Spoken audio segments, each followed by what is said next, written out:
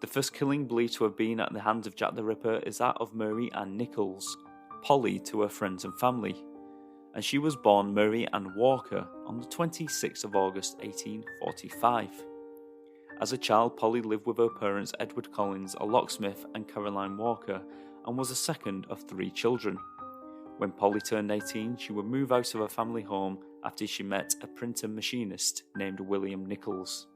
I believe for a while they lived in a home of their own, but in 1866 they moved in with Polly's father, and this was probably due to falling on hard times.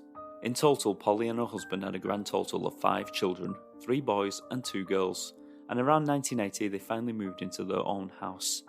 But unfortunately, this happy life, if it ever was not to last when the couple separated, and who is to blame is slightly unclear. According to Polly's father, the separation was caused by an affair between Polly's husband and the nurse who delivered Polly's 5th child, but according to William, this was not entirely true. He claimed that Polly had left him at least 5 or 6 times and liked a drink, and had come to depend on it, and could be difficult when she had consumed too much. Although the affair may have happened, he claimed it happened 3 years or so before she left for the final time, and that wasn't the reason for the last breakup. But Edward Williams, Polly's father, never really believed that version of events. And it is at this point that you might say that Polly's life started to slip further and further away from the somewhat comfortable life she once lived, and she left home leaving her children behind. One thing that puzzles many people is why she would leave her husband even if he did have an affair. In those days, security was everything, and to give up a home and especially her children to go and live a life on the streets was a little strange to say the least. But unfortunately, it's just another piece of the puzzle that may never be answered. When Polly left, 4 of her children stayed with the father, and the eldest boy went to stay with his grandfather, Polly's father. From this point on, Polly's life became a sad story and a little hectic, to say the least. From the 6th of September until the 31st of May 1881, Polly resided in the Lambeth workhouse, a place people in need would go for accommodation to keep a roof over their head, but it wasn't a pleasant place to stay. The rooms were very small and miserable, and this is the way it was intended, to prevent people staying unless they really needed to, if they had no other choice. And the unlucky ones who found themselves staying in the workhouses would be referred to as inmates, and they would be given grueling tasks such as grinding stones and bones to make fertilizer. Polly stayed there for a while before moving on once again. Since Polly left her husband William, he was required by law to provide her with 5 shillings a week. But William discovered that Polly had shacked up with another man and was also working as a prostitute. He stopped paying immediately. His argument was that he was already paying for his 5 children and his ex-wife, and even though she did have his last name, he didn't see why he should have to pay her any money when she had simply took relations with another man, and on top of this, it was also rumoured that she was working as a prostitute, and the law backed him up on this, and he didn't have to pay another penny to Polly.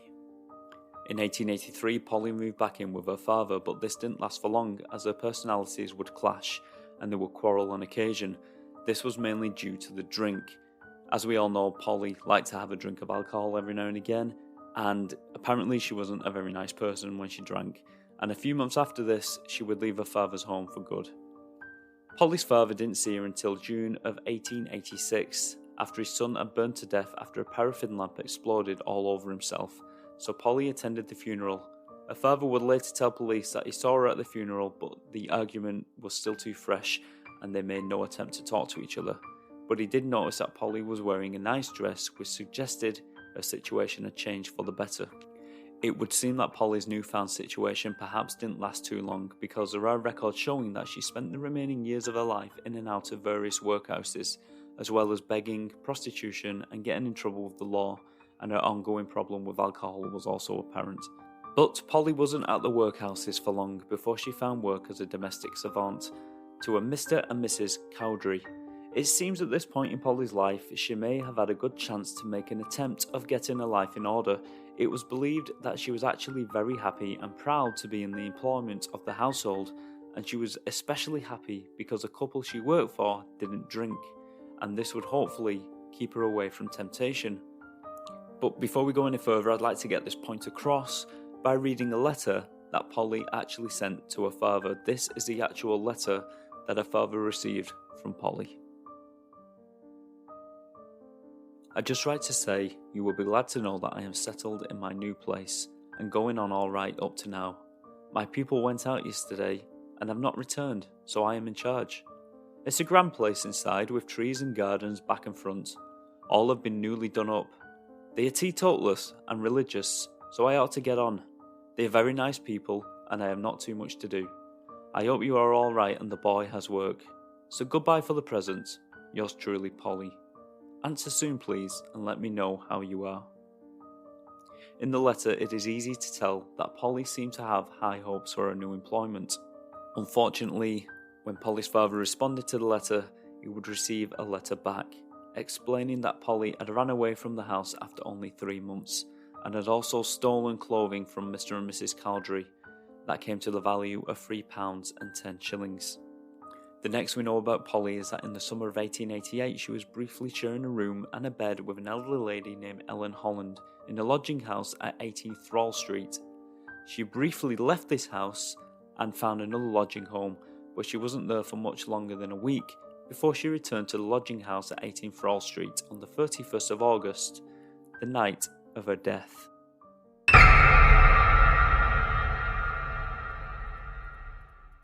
Polly stumbled up Thrall Street at around 1:20 a.m. on the 31st of August, Friday morning, looking for a place to stay for the night in her familiar lodging house. Unfortunately, Polly didn't have the required 4 pennies to secure herself a bed for the night and was turned away by the lodging house deputy. But this didn't discourage her. She was more than confident she could make up the money needed and asked the deputy if he would keep her bed until she returned with the money. The deputy would later inform the police that she turned and laughed as she walked away and shouted out, "I'll soon get my DOS money. See what a jolly bonnet I have now," referring to a new black straw hat trimmed with black velvet that proudly sat on top of her head. Meanwhile, over at Shadwell Dry Docks, a fire had broken out in one of the warehouses and the blaze must have been a sight to behold. It drew in many crowds from the East End. A fire would have been a very entertaining thing to watch back in a time when entertainment was non-existent in the poverty-stricken East End of London. Ellen Holland, Polly's old roommate, was one of the many people who had watched the fire burn that night, and she was now making her way home. At around 2:20 a.m. she bumped into Polly, who was very, very drunk, but she was alone at this point. They stood there on the corner of Whitechapel Road and Osborne Street for maybe 7 to 8 minutes, chatting until the clock at St Mary's struck 2:30 a.m, and Ellen decided it was time to head back towards a lodging house for the night. But Polly still hadn't earned her 4 pennies to stay the night, and despite Ellen Holland begging her to return with her, Polly refused and insisted she would earn her DOS money. She told Ellen, "I've had my lodging money 3 times today, and I have spent it. It won't be long before I'll be back." And they parted ways. Ellen returned to the lodging house whilst Polly made her way unsteadily down Whitechapel Road. It would be the last time Ellen Holland saw Polly alive. At around 3:40 a.m, a gentleman named Charles Cross was leaving for work. Charles Cross was a carman who worked for a business named Pickford's, a profession not unlike a lorry driver of today, but instead he drove a horse and carriage, probably transporting goods, as I believe the firm was a removal company. Cross made his way down the dark, gloomy cobbled street named Bucks Row, which at this time in the morning was deserted and almost pitch black. Towards the bottom of Bucks Row the road widened, and it was at this point of the journey that he noticed a large object lying in the dark street across the entrance of a stable yard, which he believed to be a piece of tarpaulin. But as he drew closer, he discovered he was mistaken. It was now clear to him that he was standing over the body of a woman. Standing there, not sure what to do next, Cross heard footsteps approaching him from somewhere in the darkness. It was actually another carman who was also making his way to work, named Robert Paul. Cross ran over to him and tapped him on the shoulder. "Come look over here," said Cross. "There's a woman lying on the pavement." Of course, by now I'm sure you have gathered that the body is that of Mary Ann Nichols, or as we have come to know her, as simply Polly. Polly was lying on her back with her skirt pulled up almost above her stomach. Cross felt her hands and they seemed cold and limp. He had decided that she was dead, but Paul on the other hand thought he noticed a slight movement on her chest and suggested that they prop her up, but Cross refused to touch the body. It is highly unlikely that there was any life left in Polly at all when the men found her, and they would have probably come to the same conclusion if only it was a little bit lighter, because in the dark they failed to notice that Polly's throat had been cut so viciously that her head had almost been taken clean off. The cut went all the way through the windpipe and the gullet and the spinal cord. Polly's head was literally holding on by a thread. The two men decided that they didn't want to waste any more time on the body as they needed to get to work, but before they left they thought that the decent thing was to pull down her skirts covering her up and make her somewhat decent, and they both agreed to tell the first police officer that they might bump into. The police officer was PC Misen, and they told him everything that they had seen. It was of their opinion that the woman was either drunk or dead, but they both agreed it was most likely she was dead. Another police officer named PC John Neal had actually stumbled upon the body as the two carmen were informing PC Misen on their find. PC John Neal later commented that he had walked his beat down the very same street only a half hour beforehand and had seen nothing. As he came closer, he used his lantern to illuminate the crime scene. In the light, PC John Neal could now see that Polly was on her back, lengthways along the footway and the stable gate entrance. Her hands lay open and her left hand touched the gate. Although her skirts were now pulled back down, her legs were extended and were apart. As he moved the lantern up to her face, he could see that she was staring into the dark sky with dead eyes that were wide open, and the deep cut to her throat oozed blood. And lying by her side was the brand new black velvet lace bonnet that she had been so proud of earlier that night. It wasn't long before the third police officer passed by at the top of Bucks Row, a PC John Thane. PC Neal shouted, "Fetch a doctor at once," and once PC Misen was on the scene, he was sent to get an ambulance and more police officers. Whilst they were gone, PC Neal had a look around the scene of the crime. The stable gate was about 9 feet high and locked. West of the stables was a board school, and to the east was a row of 2-story houses, which was the home of hard-working people. And finally, to the opposite side of the gateway, where the murder took place, was Essex Wharf, a large building that was a home of many offices. PC Neal awoke the manager and Mr. Walter Purkis by ringing the bell.